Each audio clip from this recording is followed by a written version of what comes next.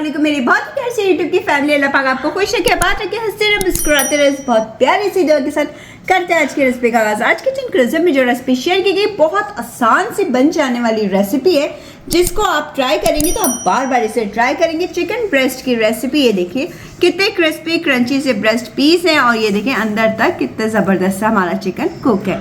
ये जानने के लिए रेसिपी किस तरह से तैयार की गई है, चलिए किचन क्लोजअप में अच्छा लगे तो वीडियो को लाइक शेयर सब्सक्राइब ज़्यादा से ज़्यादा करें। बिस्मिल्लाहिर्रहमानिर्रहीम। फ्राई मज़ेदार सा चिकन ब्रेस्ट किस तरह से बनाया जाता है वो रेसिपी आपकी खिदमत में हाजिर है।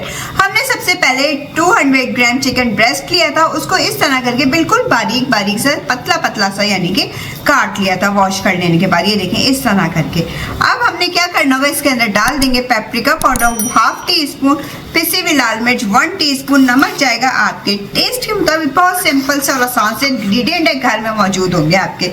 1 टेबल स्पून आप इसके धनिया पाउडर डाल दें, 1/2 टीस्पून हल्दी पाउडर डाल दें और अब इन चीज़ों को मिक्स कर लेते हैं।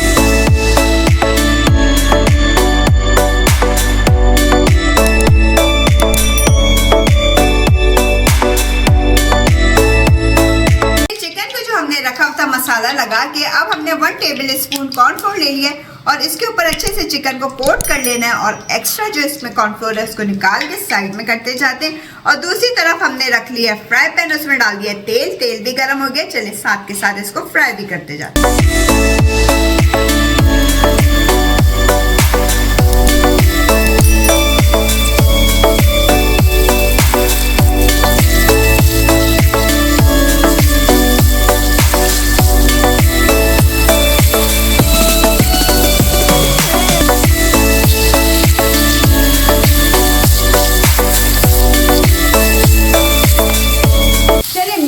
हाई हीट पे इसको फ्राई करना है क्योंकि चिकन हमारी बहुत पतली से हमने कट की है, फौरन ही कुक हो जाएगी। और इस तरह करके इसकी साइज को चेंज करते जा रहे हैं। देखिए ज़बरदस्त है चिकन ब्रेस्ट और कितनी जल्दी से तैयार होने वाला है। बस अब हम इसको सर्व करेंगे थोड़ी देर में।